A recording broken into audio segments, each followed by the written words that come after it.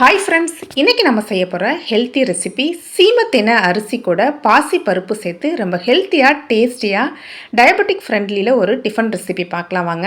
இந்த சீமத்தின அரிசி நமக்கு எல்லா ஸ்டோர்லையுமே கிடக்குங்க. தின மாதிரியே இருக்கும். பார்த்திங்கன்னா கலர் மட்டும் கொஞ்சம் டிஃப்ரெண்ட்டாக இருக்கும். ஒரு எல்லோ கலரில் இல்லாமல் இந்த மாதிரி ஒயிட் கலரில் இருக்கும்.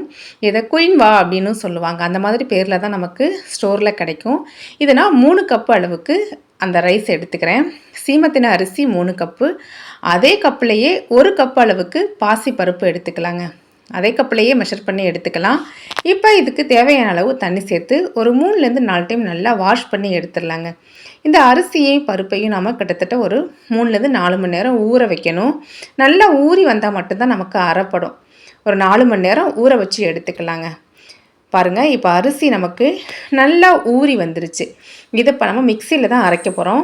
இந்த அரிசியை ஒரு மிக்சி ஜாருக்கு மாற்றி முடிஞ்ச அளவுக்கு ஃபைனாக அரைச்சிடலாங்க. இது நல்லாவே ஈஸியாகவே அரைப்பட்டு வந்துடும். அரைக்கிறதெல்லாம் ரொம்ப கஷ்டம்லாம் கிடையாது. இப்போ இதை ஒரு மிக்சிங் பவுலுக்கு மாற்றிக்கலாம். நான் இதை ஒரு 3 பேட்சாக பிரித்து அரைச்சி எடுத்துக்கிட்டேன். இந்த சீமத்தின அரிசியில் நிறைய ஹெல்த் பெனிஃபிட்ஸ் இருக்குங்க. இதுவும் ஒரு வகையான மில்லட்ஸ் தான். இப்போ அரைச்ச எல்லாத்தையும் ஒரு மிக்சிங் பவுலுக்கு சேர்த்துக்கலாம். இது கூட அதே மிக்சியில் மட்டும் 1/2 டம்ளர் தண்ணி விட்டு அதையும் சேர்த்துக்கலாம். தேவையான அளவு உப்பு சேர்த்து நல்லா இந்த மாதிரி கைகளை வச்சு கலந்து எடுத்துக்கலாங்க. இதை மூடி வச்சு நாம் ஒரு 4 ஹவர்ஸ் புளிக்க வச்சா போதும். இது 4 ஹவர்ஸ்லேயே இப்போ இருக்க நல்ல வெயிலுக்கு நல்லா இந்த அளவுக்கு பொங்கி வந்துடுது.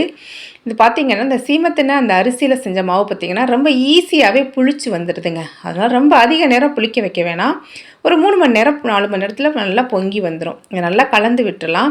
சூடான தோசைக்கல்லில் நம்ம எடுத்து வச்சுருக்க மாவை சேர்த்து நல்லா ஸ்ப்ரெட் பண்ணி விட்டுடலாம். இது தோசையெல்லாம் நல்லா ஊற்ற வருங்க. நம்ம உளுந்து சேர்க்கலை அப்படிங்கிறதெல்லாம் இல்லை. நம்ம பாசிப்பருப்பு சேர்த்துருக்கிறதுனாலேயே இது நல்லா ஊற்ற வரும். தோசை நல்லா இந்த மாதிரி கலர் நல்லா செவந்து வருங்க. அடுப்பை நல்லா மீடியம் ஃப்ளேம்லேயே வச்சுருங்க. சீக்கிரமாகவே செவந்து வந்துடும். பாசிப்பருப்பு சேர்த்துருக்கனால இந்த கலர் நமக்கு சீக்கிரமாகவே வந்துடும். தோசையும் சாப்பிட்றதுக்கு நல்லா சாஃப்டாக இருக்குங்க. கண்டிப்பாக இந்த ரெசிபியை நீங்களும் ட்ரை பண்ணி பாருங்கள். சீமத்தின அரிசியில் நிறைய ஹெல்த் பெனிஃபிட்ஸ் இருக்குங்க. தினை எந்த அளவுக்கு நல்லதோ அதே அளவுக்கான ஹெல்த் பெனிஃபிட்ஸு இதுலேயும் இருக்குது.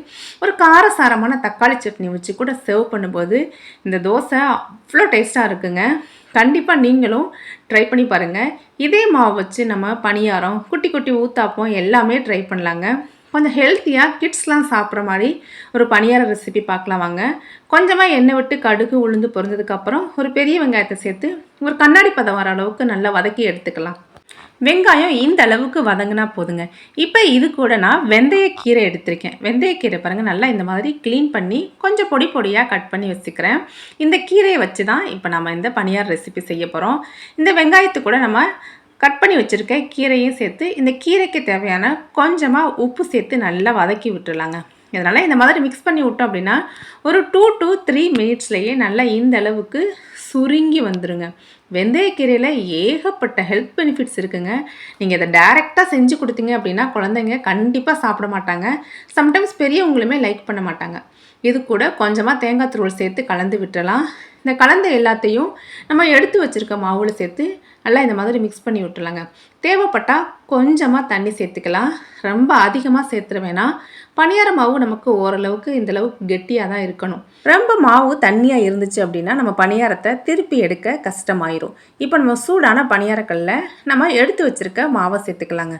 மாவை சேர்த்து நல்லா 2 சைடும் திருப்பி விட்டு வேக வச்சு எடுத்தோன்னா இந்த சீமத்தினையில் செஞ்ச இந்த ஹெல்த்தி பணியார ரெசிபி ரெடி ஆகிடுச்சுங்க. குழந்தைங்களுக்கெல்லாம் இந்த மாதிரி கீரைகள்லாம் இந்த மாதிரி பணியாரத்து கூடலாம் செஞ்சு ட்ரை பண்ணி கொடுங்க. கண்டிப்பாக லைக் பண்ணி சாப்பிடுவாங்க. பாருங்கள், இப்போ நம்மளோட பணியாரம் சூப்பராக ரெடியாகி வந்துருச்சுங்க.